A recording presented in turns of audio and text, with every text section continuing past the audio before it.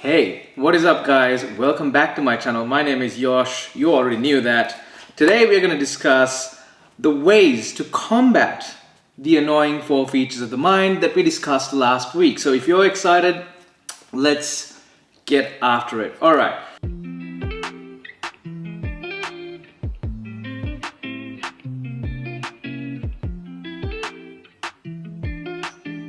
So, the 4 annoying features of the mind that we discussed last week were the fact that your strongest intuitions are often wrong, your brain or your mind does not think in absolutes, and you get used to things. Your mind gets used to things, and the last one was that you don't even realize that you get used to things, which is a big problem. And most people in these videos that I put up in these past few weeks have been commenting saying, how do I fight this stuff? Like, okay, cool, it's good to know this, but how do I fight it? So today what we're going to discuss are the strategies that we can use to combat these annoying 4 features. Now, I'm going to break these down into 4 small videos, but I'll probably be wearing the same clothes because I'm going to shoot them all at once. And I'm gonna do that so that you guys can refer to each one and watch them a little bit more often instead of putting a big 20-minute video or a 30-minute video that explains all of it, which you'd have to jump through, which makes it a little bit more serious. So let's work backwards from annoying feature number 4 and work up towards the other stuff. But annoying feature number 4 and 3, we get used to things. This is called hedonic adaptation. We've spoken about this before, right? And more often than not, one thing that we can really see from the research and the studies that I've been discussing in the past is the fact that awesome stuff, investing in awesome stuff tends to leave you worse off than anything else.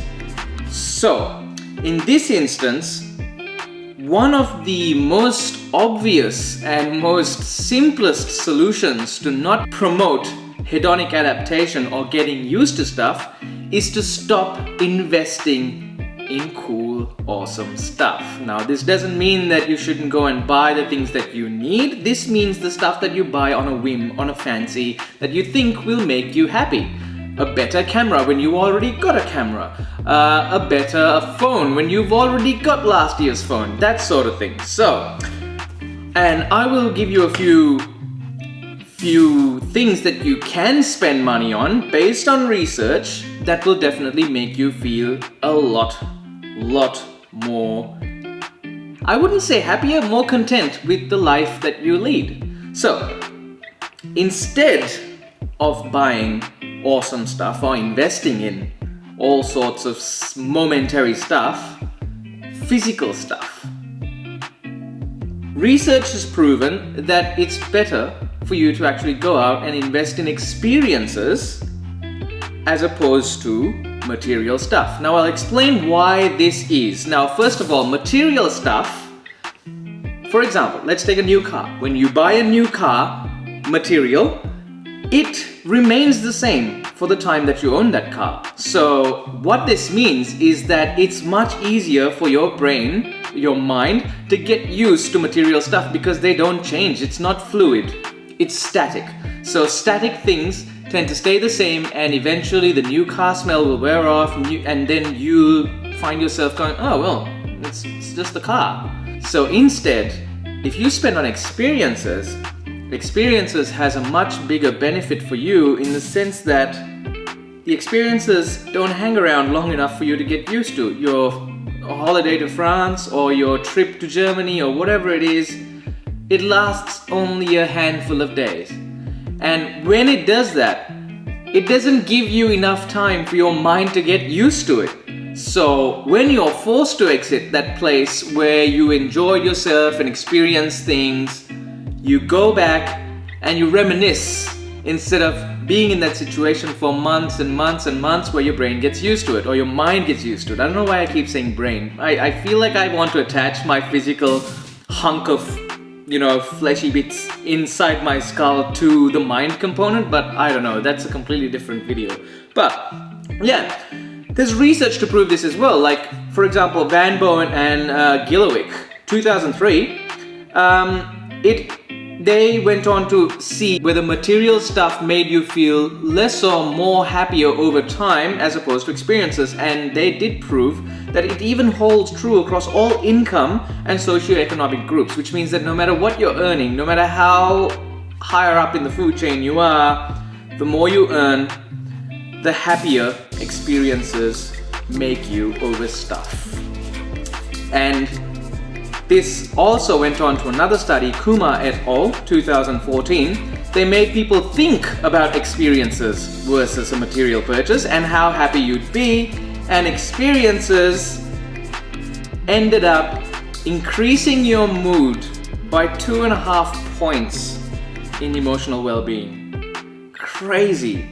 Kukilin and Howell, I hope I'm pronouncing his name right, 2014, people think that experiences are less important to spend on than material things. This leads back to one of our earlier annoying features of the mind, which is that some of your most strongest intuitions are wrong. And in this instance, when I keep saying stuff like this, where you should go on that holiday, go on experiences, follow those things that will give you a brand new experience as opposed to buying that new car or that new iPhone, you're going, I don't know, the holiday doesn't last that long. It doesn't feel like a good enough investment. My iPhone will at least last me 2 years or 4 years or whatever it is, how often you replace it.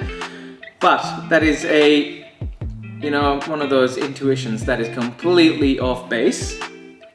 This research proves that people actually do believe that. They think that spending money on experiences is less valuable than spending money on material things. And you know what?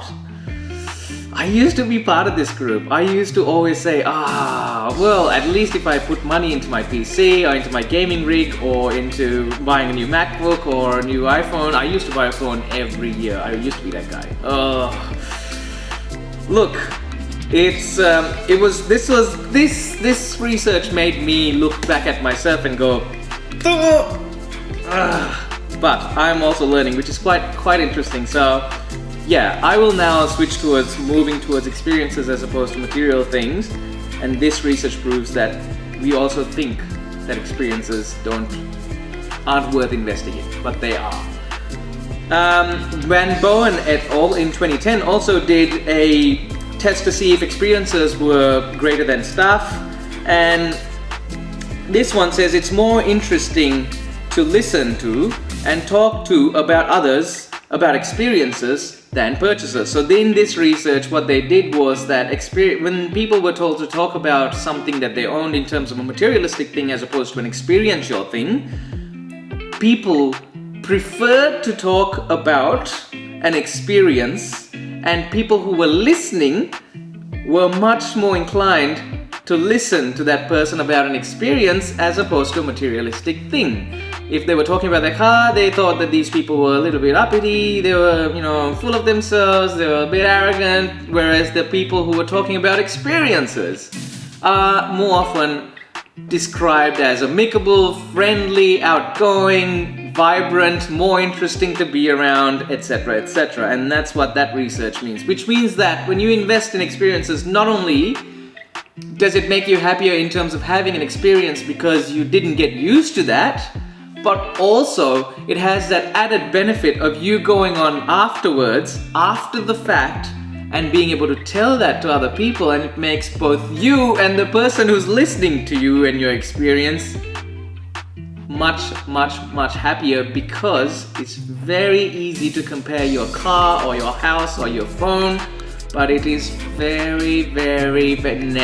it is impossible to compare my experience and my holiday to your experience and your holiday. Simple as that. Unbelievable stuff this is.